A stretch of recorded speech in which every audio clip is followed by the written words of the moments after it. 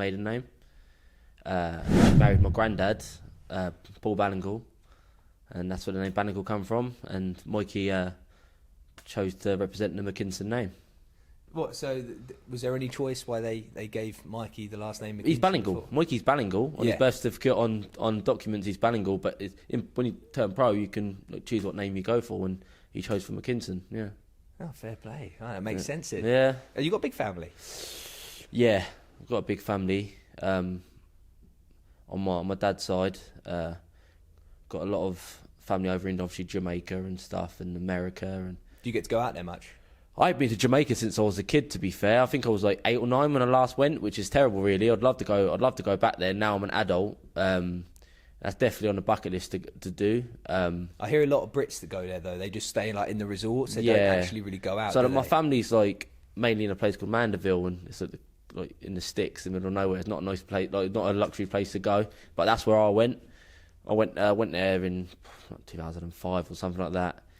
And we stayed in the luxury hotel, and then for a couple of days we went to the town where the family's from and stayed in there, and it's completely different. But it was good. But obviously it was so long ago now. I need to go back there now. Would you ever do a training camp out there?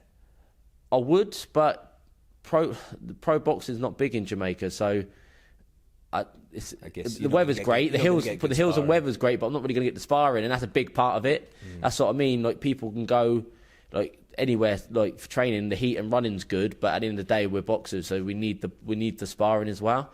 And a lot of fighters go out to Spain and stuff because they've got the hot weather and it's quite cheap. But really, for that, you need to take the sparring out there with you as well.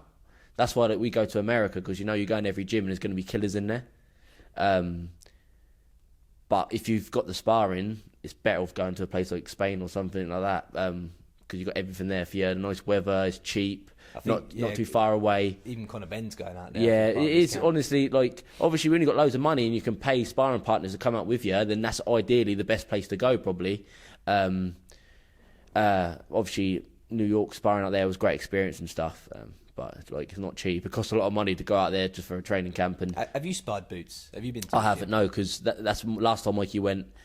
The thing is, we went beforehand, and that's when I was supposed to be fighting a big fight on Sky, and the fight was everything but signed, and I was 90% sure I was fighting. So we booked to go to New York for training, and then a few weeks before, boxer dropped the fight, and I was gutted, but I thought, still going to go to New York and, do you know what I mean, for the experience and get the rounds in, and that's what I've done.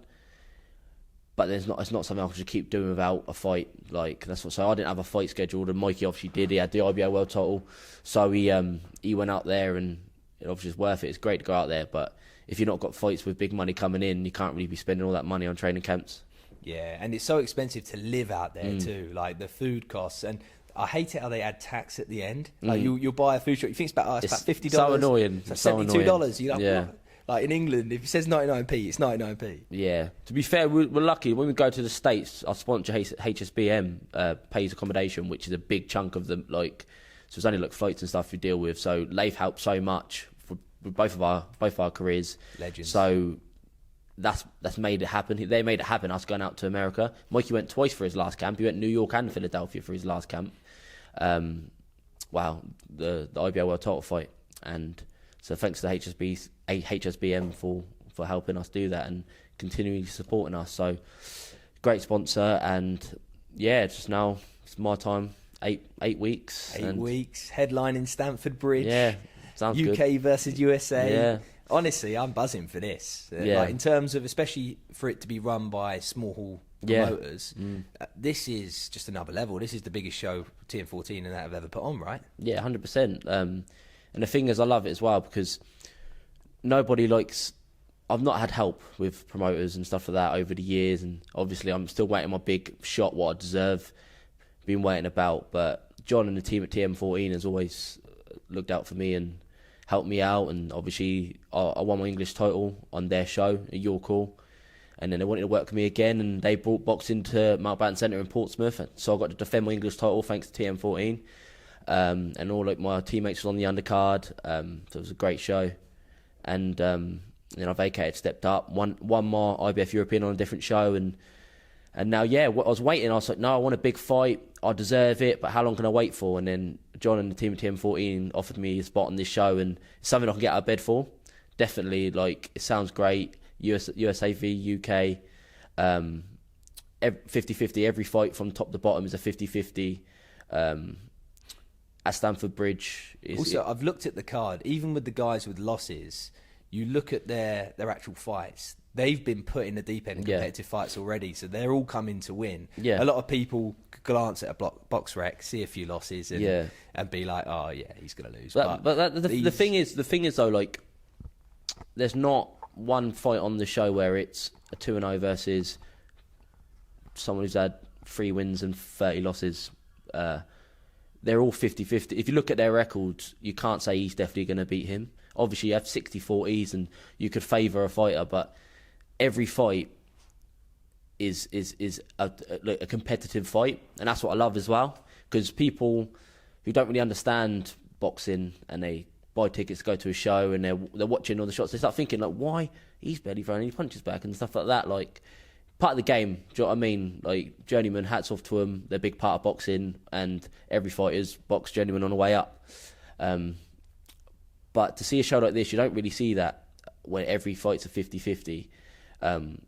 Considering it's a small hall show as well, like small hall promoters anyway, like, this is a great concept, and I'm really excited, and to be like headlining it is very grateful. So let's go back to your last fight. An impressive performance. You come in as an underdog. You boxed out of your skin. It was squeaky bum time in the last round when you got dropped. I know you've said that you didn't really feel too hurt from it. It was more just fatigue, not getting out of the way.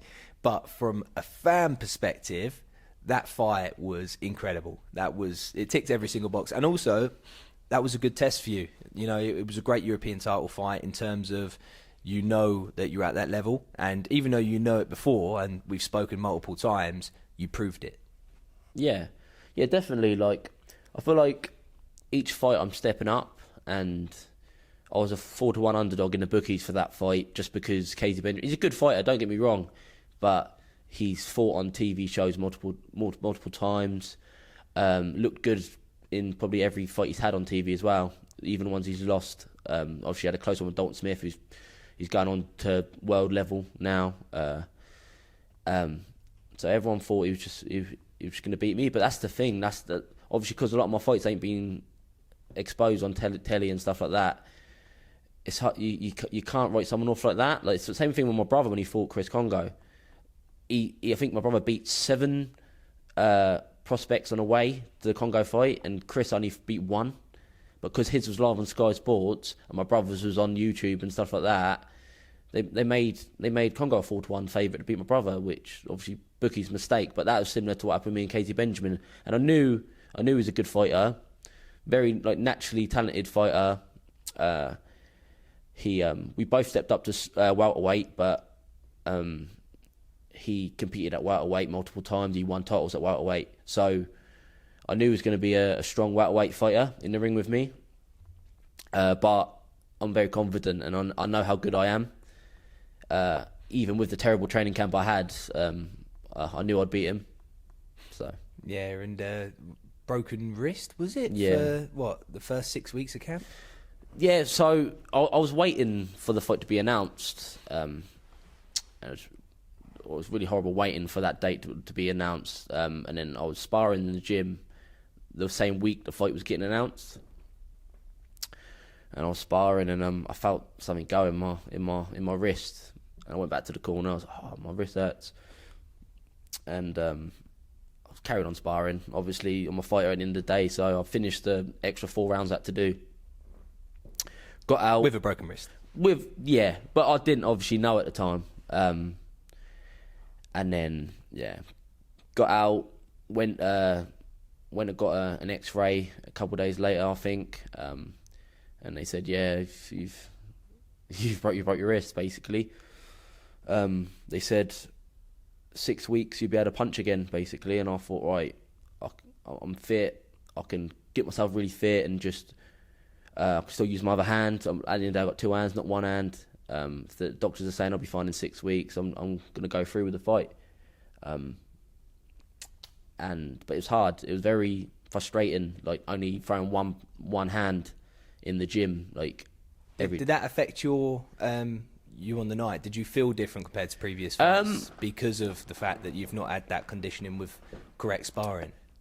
Obviously, like that's what I mean. So like sparring is a big part of training camps, and normally get a lot of rounds in. I did not spar till 2 weeks out from the fight, so which is crazy, really. But I was fit, obviously. But ring fitness is completely different. And told my team that I was fine. I said, no, I'm fine now, 100% healed.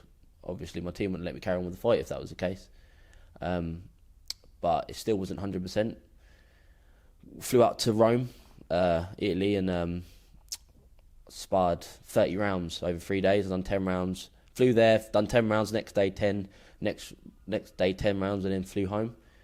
And camp done. Yeah, basically, and I looked good in sparring, and then my team was happy. Yeah, okay, you're fit, you're looking good. If you can do 3 back-to-back 10-rounders against good level opposition in sparring, then we're confident that you'll find to box. So let's talk about that 10th round, because that's what everyone was probably, in terms of memories of the fight, that's what everyone thinks of. Talk to us just before the knockdown as well. It wasn't necessarily a flash knockdown. It looked like he was coming on strong.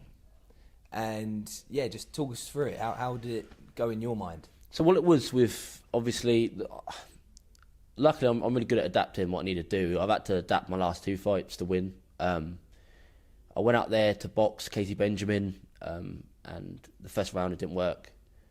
So switched that, just give it to him. And when I give it to someone, I feel good, I feel confident, and they can't really cope with me. And that's what I've done for every round. But the thing is, I have to work so hard to do that. By that 10th round, I was just knackered. And I went out there, I was winning the round as well, I was outboxing him. And then he started throwing loads of shots. And then a lot of them was hitting the guard, not a lot of them was getting through. But all I was thinking was, slow down, mate. Do you know what I mean? Like, I'm just tired. My body was just sapped. And then he kept going, and one would get through. And then I just went down. And the first thing I thought to myself is when I was down, I was like, what are you doing? Get up. Do you know what I mean? This could cost you the fight here. What are you doing? So I got straight back up. That was inexperience. I've never been down before. It's not like I got caught with a big shot, bang, I'm down, all right, take the 8 count, get up. It was more of just all the shots he was throwing what put me down. It wasn't one shot. I wasn't hurt like that. I just wanted a break, really. So I got up at like 2 or whatever it was, carried on boxing, and obviously I've got through the last round. But I was training with him like an idiot, to be honest. I should have just danced around, but I was training him for that last whatever it was, minute or whatever. And then, yeah, I won unanimous decision. Mm-hmm. And the commentary was so biased. Have you listened back to it, or have you just heard from people? The thing is, when the fight was made, I was told that we're not having favourites. We don't do favourites. We don't care who wins. Blah blah blah. And it wasn't till it was getting closer to the fight, they kept advertising him, and I realised that. Yeah, actually, they're a northern promotion, and all their fighters are obviously they're going to want the Northerners to win, and then they put me in a away corner. They asked me when I got there on fight week, what corner you're in like the media people, what corner you're in. I was like, I don't know. I went, you're in a away corner. I was like, oh, okay. Didn't even know I was in a away corner until fight week. I didn't know I was the away fighter, and then I was like, okay, right, they don't want me to win, but at the end of the day, I'm in the ring with him, not no one else, so it doesn't matter. And yeah, I won the fight, and to be honest, the promotion didn't want me to win the fight. Like, they could say what they want, they did not want me to win.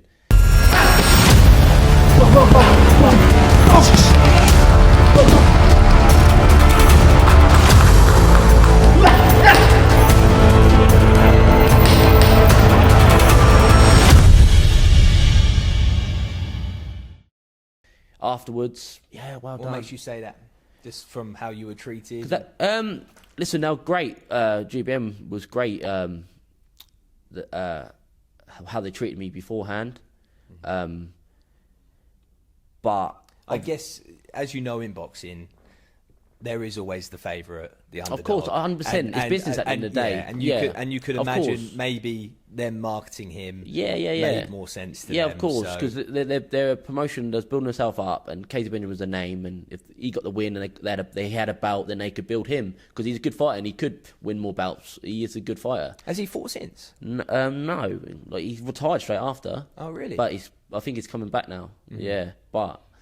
Because he's definitely got it in him to 100%. still Yeah, 100%. European champion and everything. Yeah, like, listen, I'm a good fighter, and I'll beat him. Simple as that. It's not like he got beat by a crap fighter. I'm a good fighter, and that is what it is. But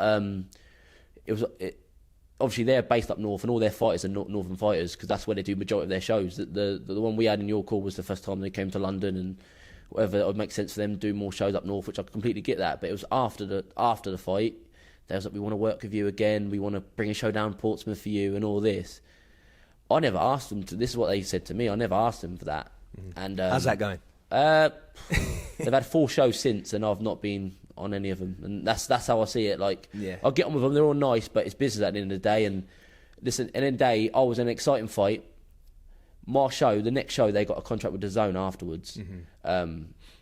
Yeah, and I've watched a few of their shows. Yeah, and they're brilliant. Yeah, again for small, it's no different to top tier. Your call was lovely. Yeah, like I've never seen your call. Even the big promoters don't make your call looking that nice. Like, it was so nice. But I just thought, they said they wanted to bring the show to Pompey. Listen, I'm not asking them to bring the show down to Pompey. Just get me on a card. Like, I've been inactive. I thought I was gonna get some love. I've had no love in my career. I thought winning that fight, I would get signed, and do you know what I mean? I'll get some support, build me, defend my bout, get me more bouts, because I'm a good fighter. But none of that happened. And I spoke to them. They said, no, we still want to work with you. We still want to work with you, which is great. But saying it and actually doing it is two completely different things. And from their side, though, I do understand with boxing as a business and with who's in that pool of fighters and everything else. Fights have to make sense. There's so many promoters and managers that hold certain fighters, and there's so many fingers in the pie that it's not always easy. I'm sure they had the good intentions of you. It's to make something happen and contracts be signed with the right guy. It's so much harder than just true. But at the end of the day, like, I think they've only got one welterweight in their stable, and I said I'll fight him, and they're Kieran Malloy, and their team turned it down. They bottled it. Their team bottled the fight. What about on top tier? They got that Ursu. He's fighting. Yeah, but have they offered him to you before? Because he's a good. He's a good fighter, but what has he got to offer? To be honest, like, he's I guess main event. It's no different to the guy you're fighting, Stamford Bridge. True, but he's a good kid, Ursu, and unless they're going to pay good money, why do I want to fight on a? Yeah, okay, they got DAZN, but they're not going to offer good money to fight a dangerous opponent. It's a business at the end of the day. He's not got a big name because he's not from England, so he don't really sell. But he's a good fighter, don't get me wrong. But why'd I take that for pennies when I could be the B-side as well? I'll be the B-side on a small show when I could be the B-side on an Eddie Hearn show or a Frank Warren show against a name, which will get me a contract with a big promoter. At the end of the day, I'm at a point in my career now where I've taken them hard fights with little in return. Like, I feel like as well, you're very close to not having an easy fight again. I don't want an easy fight, but at the end of the day, like, I love boxing, but it's not been great to me. So I want. When you see, I get where you come from. So when you see, let's say, matchroom fighters, when they have nice matchmaking, everything goes smoothly for their guys. You know, they're out contracted 3-4 fights a year, standard, maybe more. Where they've got that base, and you haven't. You're still making the same decisions they make for their fighters, but it's you and your dad having to cipher through the risk and reward and everything else and the business. And I've already heard from you and your dad how many names have been thrown at you, and even just like last minute call ups, right? You know, you'll get a fight that you would take on 6 weeks, but you've been given 2 weeks, or it's a tough old business, and I don't want to turn this interview into moaning the whole time because let's face it, you're now headlining Stamford Bridge, former English champ, reigning European champ. Things will look up. I just feel like you need that luck as well. You need that right matchmaking at the right time, and you're in a good division. And unfortunately, it just takes time. So when you're in here grafting every single day and you're waiting for those dates and you've got things falling through, I fully relate with you how hard that can be. But then also, it's such a hard business. Like, you know, footballers play 3 times a week, you know, standard. Oh, who are we playing tomorrow? Where are we going? Boxers, on the other hand, you're like, how long has it taken for you to actually get a fight through? When did you last box in on that GBM show? End of May, that was. Mate, yeah, so it's going to be a year out. Almost a year out, yeah. So a year out of the sport that you're a professional in. Yeah. Can you imagine a carpenter just having a year off? I know, it's crazy. So frustrating. Because the amount of things you have to sacrifice and the hard work you're putting in the gym, it's all worth it when you're fighting. But when you ain't got them fights, it's so disheartening. And I'm blessed I'm fighting now. I've got a fight date. It's in April. 8 weeks, plenty of notice for it. That's another thing. Plenty of notice. I'll fight anyone. I'll fight anybody with plenty of notice. But these big promoters, they don't want to give you notice. That's the thing. Like, yeah, I've been offered fights at very short notice. Very good paid money fights, very good locations and everything.